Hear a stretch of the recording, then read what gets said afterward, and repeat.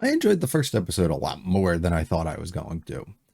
Really put us into a world that I found interesting enough that I feel has enough normal and natural things, I guess, for me to find things that I feel I can kind of relate to, and it doesn't feel too fantasy supernatural like, right, while still having these other elements and stuff mixed into them, which makes it a nice little combo on top of how well animated it was and how interesting some of the characters were and some of the things that they kind of developed or possibly brought up to maybe introduce at some point in the future. I'm very intrigued how exactly they plan to continue this and bring us a bit more into this journey and figure out more about these characters and world.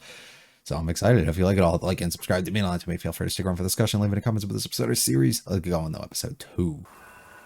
Oh. Oh. Oh.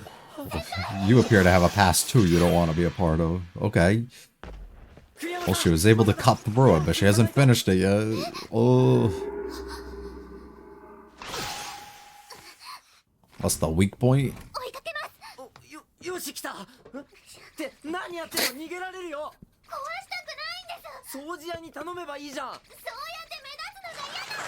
You can't jump it? I saw you just jump, do a backflip over a fucking fence last time. Oh. Wow.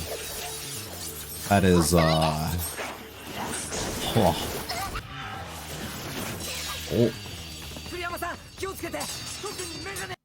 Yeah. We can't be losing those. Protect those.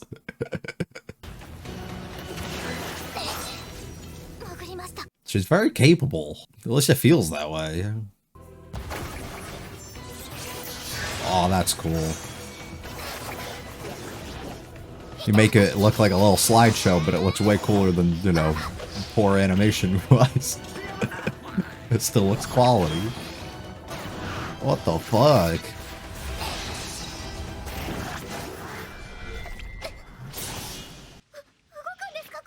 Oh, it can just transfer itself? What the fuck? She don't got the energy in her, though. I can live at home now.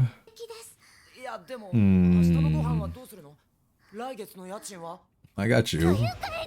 That was enough motivation to come back.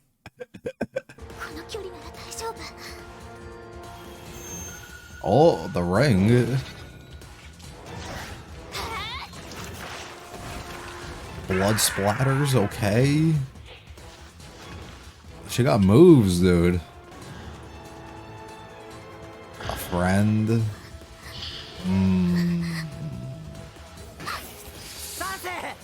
You have that slight second of regret and it can cost you a lot. Miss the opportunities in front of you potentially on the... Just drops like cash. Here's your money. Is that like a payment thing or is that like a... the remains of it? That is true. Oh.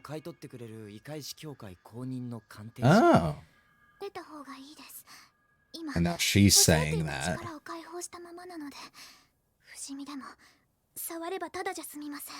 The shit flowing through her blood right now is can cause issues for him if he touches it, huh? Hmm. 栗山さん、部活とか入らないの？そんな余裕はありません。文芸部とか興味ない？どうしてですか？メガネ美少女が欲しいから。不愉快です。まあ、僕が入っているし、実質部員2人だけだ。It gives you opportunities to kill me. お断りします。え、どうして？ I can't associate with other hunters, yeah. Oh, just other people in general? I'm loving the lack of, like, being flustered and stuff when there's contact with each other and stuff. Like, I'm loving it. 不愉快です。不愉快なのはこっちだ。神原さん、おはようございます。おはよう。彩香さんいる？ごめんなさい。昨日終わってまだ。Oh. なんでヨウムと親しく話してるんですか？待って。まさか気づいてないんですか？彼女はヨウムです。知ってるよ。でも彼女は味方って。A dream shade on our side? と同じだよ。ちなみに彩香さんもね。普通の人間。外資協会から許可証をもらってます The よ。Yomu who appraised the other Yomu. And we're certified. そうおっしゃる。What? Okay. 人間が人間の鑑定をしたりはしません。それはヨウムを一緒くたに考えて We're not even human though, yeah. ヨウムと言っても虫みたいなのから私たちみたいなのまで様々です。 Ah. 哺乳類みたいなくくりですよ。ほら、同じ哺乳類で。 So he's not like, I mean, he's rare, but he's not as rare because they take human form and stuff too then. ご理解いただけて幸いです。このことを。あ、初対面だっけ。いきなりどういう結論に達した？秋人最低。お前も乗っかるな。美月は知ってるだろ？栗山未来さん。What did I tell you? I said don't get involved with her. 実在したのね。どういう意味だ？つまり私は現実逃避することで自分を肯定できないかわいそうな秋人の愛が生み出したメガネが似合うかわいい架空の語尾が山No. I thought she knew of her too. 何でも僕のせいにするな。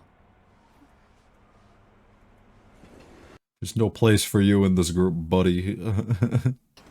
昨日の話だけどどうかな。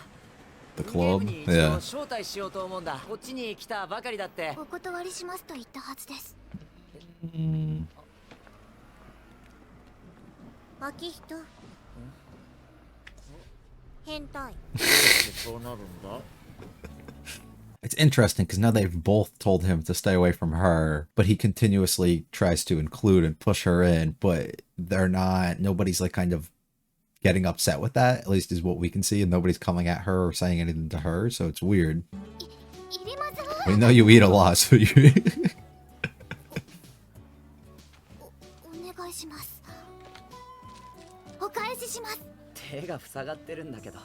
Might as well eat it.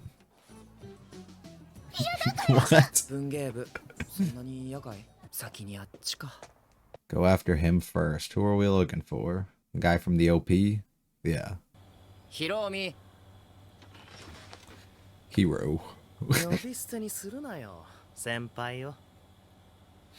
are you sleeping on the roof, bro?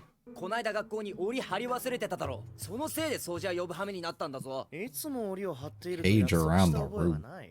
学校を守る義務もないしな。ちょっと聞きたいことがある。だろうな。そうでもなければアッキーが俺を訪ねてくる理由がない。お前が僕にアイドル崩れの変なニックネームをつけるからだ。アッキーはワン I was thinking about that. No, I like it. I like it. 会話を始めて30秒で後悔している僕に謝れ。攻撃的なヨウムに出会った。原因に心当たりはないか？ I think he does. I think he set us up. また余計なことに首を突っ込んでいるのか？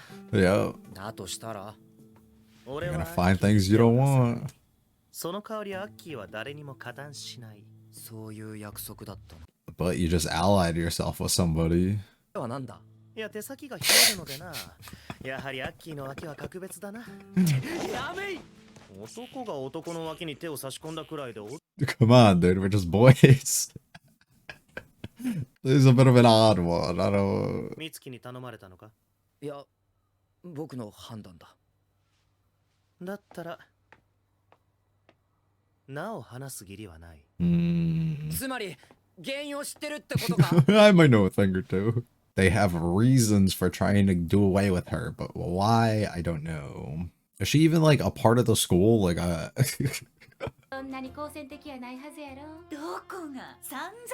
So you get paid more for how aggressive they are?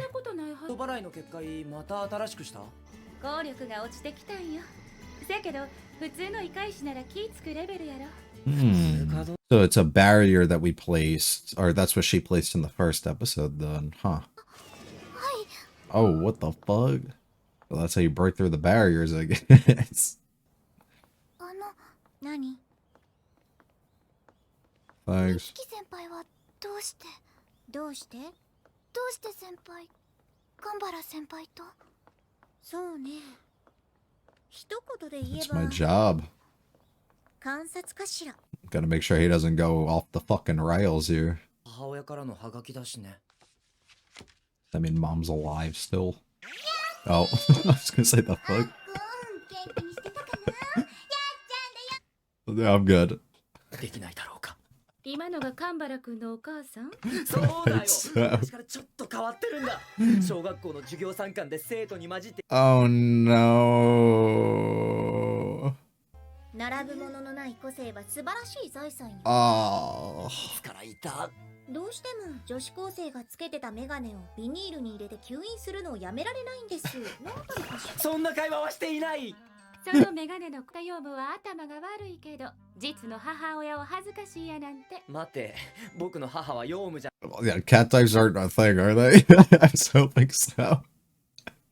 まだとっとと終わらせてくれ。 Bro's really traumatized with the past. Holy shit. 今日は大事な話があるから最後まで聞いてほしいんや。お尻を出した子一等賞くらい前衛的やね。 Yeah. 話題はやめにしないか。 This is too much. That's too much. I feel bad for her. I actually... 死になさい。やめろ。はい。 She really wants you dead, bro. 大事な話っていうのは強いヨウムがそっちに近づいているって話にゃ。うつろな影って聞いたことあるかにゃ。 A hollow shadow. No, but Mirai seems to. 一体を持たないヨウムにゃ。だから絶対に手を出しちゃダメにゃ。あっくんはいい子だから分かってると思うけど、くれぐれも近づいちゃダメにゃ。 How the fuck do you beat something that doesn't have a physical form? Like, what do you even do? このお母さんって素敵やね。もう一切何も言うな。 This そ poor れを cat. うつろな影ってのは。聞いた通り、実体を持たへん強力なヨウムやね。以前、永久異界士5人が5分と持たんとやられたって話やけど。 So how the fuck are we supposed to do anything? Yeah. ヨウムが凶暴化したのも。その可能性はあるね。特に下級のヨウムは容器の影響を受け。 Holy shit. 捕まえたヨウムは？ The appraisal will begin. どれ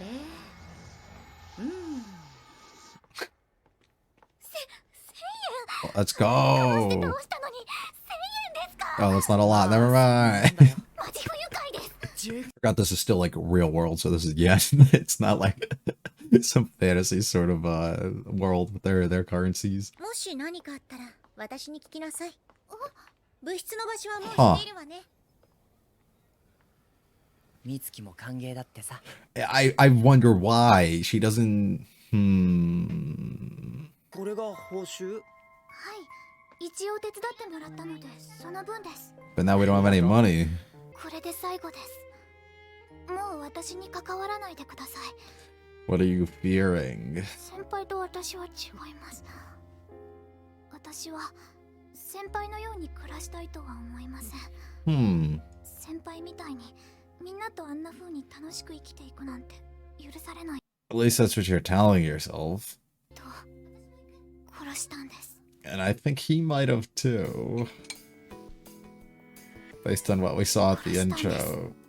私は以前この手で人を殺したんです。 Quick disclaimer, I mismanaged time very poorly, and then I had to go to work, and now it's been hours and hours, and I have not, been able to do a discussion. So anything that's like dialogue related or things regarding the episode, I'm probably going to overlook a lot here, just so people are aware. I'll try and be better so that doesn't happen again.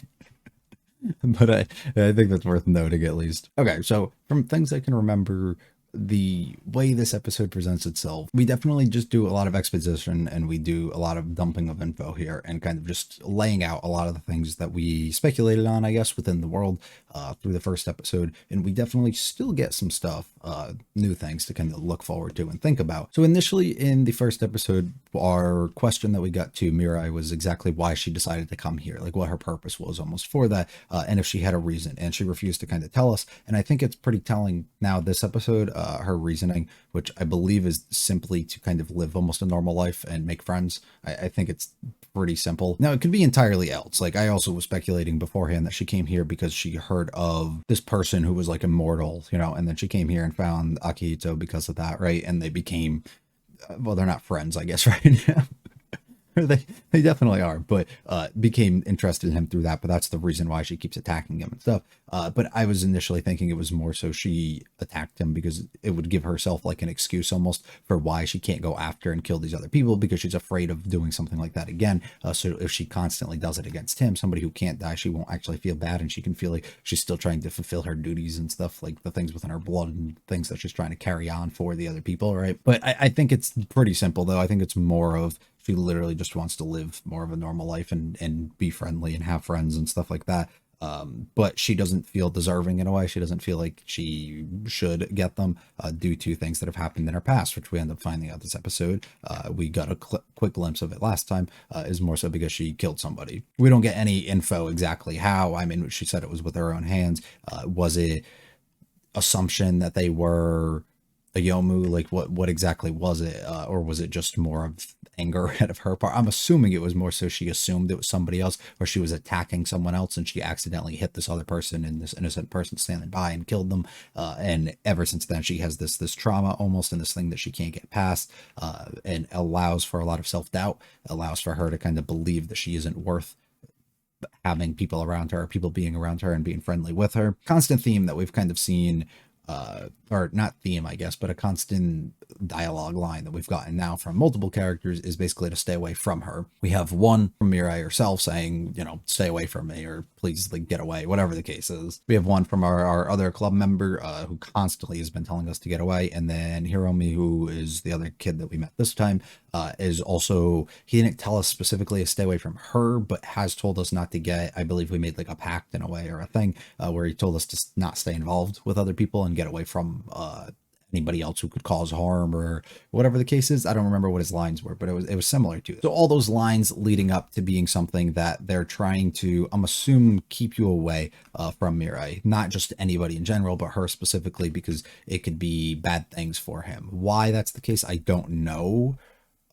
And I don't even know where to begin speculating on that, but that's definitely, I think, where everybody's trying to go towards. Mirai's reasoning is entirely different. I don't believe that they all just know about her and what she's done and then want to get her away. And I think she's more so putting more blame on herself than she probably should. Until we know more, I guess I can't say that, but I would probably be led to it based on like every other show I've seen ever and how those kind of turn out. Starting off, we get to see a quick glimpse here. I don't know, usually this is actually like a flashback. I'd assume this isn't just like a flash out dream state thing. That's not true, but it appears Akido's killed somebody before, or he's witnessed somebody dying in front of him before, or maybe he did kill somebody and they tried killing him and this is his blood, maybe not theirs. I don't know for sure what it is, but he seems to be a lot more similar to Mirai than we're actually aware of, or that she's aware of, at least at the end, saying that they're not like the same and they're different and stuff. It appears that they're both kind of hiding some things, and they each have something that is very similar between them. We get really fun sequence entirely through here of action with us fighting against this Yomu. Mirai takes it on herself and she's able to, I don't know, how. I'm happy for her. We get really beautiful stuff, I think, with the animation involved here. I'm not a very technical person and stuff, so once again, I'm not gonna be able to pinpoint like a lot of stuff that looks good. It was a fun sequence and it looked good. Basically, this thing has the ability to kind of like morph itself and transform into different things, so it can go from being this tiny little thing to something that seems a lot bigger, to just being the eye being like the center point, and it can move its like point of whatever. Like, there's a lot of shit going on there. It drops this rock thing though, which is like its core. I don't know, it drops something, and basically we use that to collect our money after it's examined afterwards. So cool. Also nice noting that Mirai can kind of actually take pain and damage from this because she has to use her blood, and that's her form, I guess. I'm assuming all the hunters have like different things, and hers and her clan specifically use stuff through their own bloodline to be able to do this, and as a result that's how she manifests her weapon and stuff. But because she's still taking stuff from herself, it weakens her. I still wonder if she can make other things, like just objects out of it or not, but I have no idea. This is where she starts talking again about staying away from her. She also tells him to not touch her blood and be careful about that, even if he is immortal, which I'm assuming is because she does this weird thing.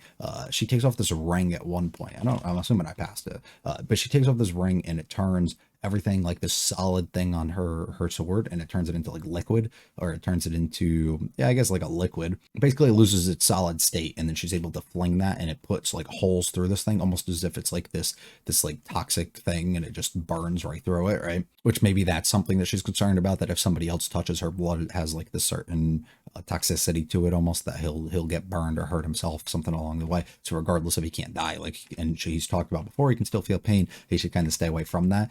I believe that'd be a bit more of the case. I love the connection between the two here, being able to, we see multiple moments like throughout it, but not having these weird moments of, I guess, shyness, and weird moments of being like overly flustered and stuff whenever like physical contact and stuff kind of happens between them. This is one of those things, once again, I talked about, I don't know if we're going romantic route or friend route. Regardless, to me, it doesn't matter. I think this is just more of showing, I guess, how these characters are, but it could also just be because they're not thinking of each other in that sort of way, that it doesn't make each other feel weird, right? I guess it entirely could be different. I don't know. We show up to get our thing inspected, but the lady that we need to meet is not there. We meet this girl who has very I don't know, something about her design is very like Violet Evergarden-y to me. I don't know what it is, but that's exactly how I'm kind of feeling. I don't know why. I think it's just the hair. Something about the hair like screams that to me, but I don't know. This is where we do a lot of our info dumping, basically, though, of explaining how the Yomo and stuff live in this world and how they are, because she is one herself. And as we find out later, the lady who's going to be inspecting and stuff for us is also one as well. So they're a thing that's recognized against amongst everybody else as, you know, living normal people, and they treat them the same way because, I don't know, why not, right? And that's just kind of how they live. They talk about also they can take on different forms. I think she compared them to like a mammal and stuff at one point too. And some of them can be like we just saw before, like those tiny little things, weird like ghost looking things. She said something about like insects, I think, like just the way they're kind of formed, I guess. And others can just be in like human form, and that's just kind of how it is. Here's the mammal line and stuff I was saying. But now that gets me wondering about this too, as we saw those two girls seem to be completely like not able to notice the Yomi that we saw in the first episode when it appeared the teacher lady was chasing it, which made me believe that only people who have these spirit hunter abilities can kind of see them. So if they are in human form, can everybody see them? Because if not, then like if this girl opened the door and it was somebody else that was there, like what would have happened, right? So it makes me kind of question that, I guess, unless they explain that and I completely overlooked it and I missed it. We do a good job mixing in a lot of comedy and stuff within this moment. It's usually just kind of shitting on Akito, which is perfectly okay with me. I like it works out really playful and not like them actually just like shitting on him as a person and stuff. Well, they kind of are in a way, and I don't know, it works out pretty well, and I like it overall, and I think it makes for some fun stuff. We talk about trying to get Mirai to join the club, but she basically refuses and has no interest in being a part of it or joining with us, which I'm assuming has to do with the stuff that she said earlier and what she's going to say later about not wanting people around her, trying to distance herself, not feeling worthy in a way for certain reasons. I like this whole little moment of the constant passing back and forth between things, and they can't get on the same page of like who's doing what or who's going to carry what, which is funny. And then this is where we meet Hiro, who uses a funny nickname and, you know, has this weird vision and kind of clowning on our MC over here, which is okay. He's doing some weird shit with his fingers and stuff. I don't know how to feel about all that, but it is what it is. We find out that they made a deal as well where he'll kind of keep his distance and he won't lay a hand on him. He says if he won't in return won't ally himself with anybody else. Weird. I don't know how much to read into this because I don't know his status and his role and like who he is. Also, if Akira's immortal, like why does it matter if he lays a hand on him, right? Like what is, so I don't know, weird, but I'm assuming that's more so stay away from Mirai, don't, you know, align yourself with her, really anybody in general, but her specifically, I guess we're going to talk about in this moment. And he makes himself seem even more sus when he refuses to answer questions and stuff because he feels like he's not obligated to. This conversation is also interesting because we bring up asking if Hiro here has any idea of what exactly happened with the thing that he found, the Yoma that he was attacked by and he found, and I guess also the other bigger one that he was talking about before. But him kind of avoiding and not answering these questions on exactly why leads me to believe that he is. And so it allows me to stick with my theory almost of that he was part of the people who kind of set us up or set her up and they're trying to drive her away for whatever reasons they are. I don't know, but I believe that they are. As we saw flash to 3 different people last time, him being one of them. and Mitsuki being the second. So I'm believing both of them are involved here with kind of setting us up in some sort of way, or setting Mirai up in some sort of way. So what exactly their plans are, I don't know, but I believe that's still leading me towards believing that here.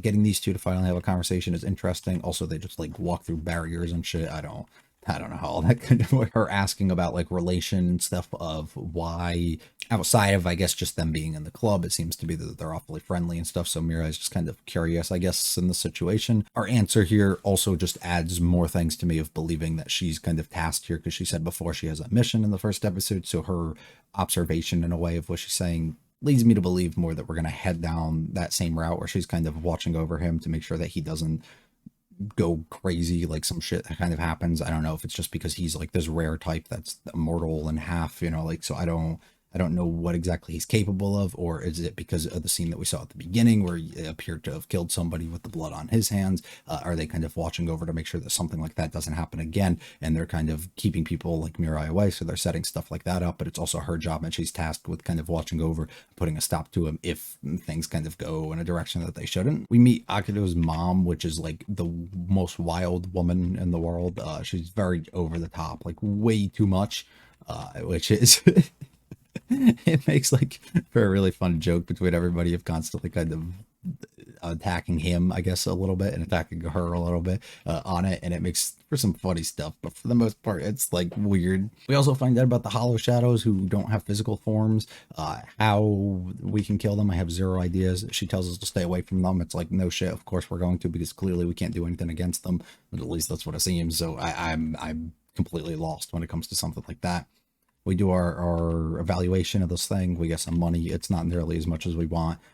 And as a reward, Mirai buys us dinner, which is really nice to see. It's also funny too, because you can notice that she's like kind of struggling to eat, it seems like here. So it's because of this. I'm assuming she had this on her mind. She wanted to say something, and this is what she kind of had to work up all her courage and everything to be able to come out and say.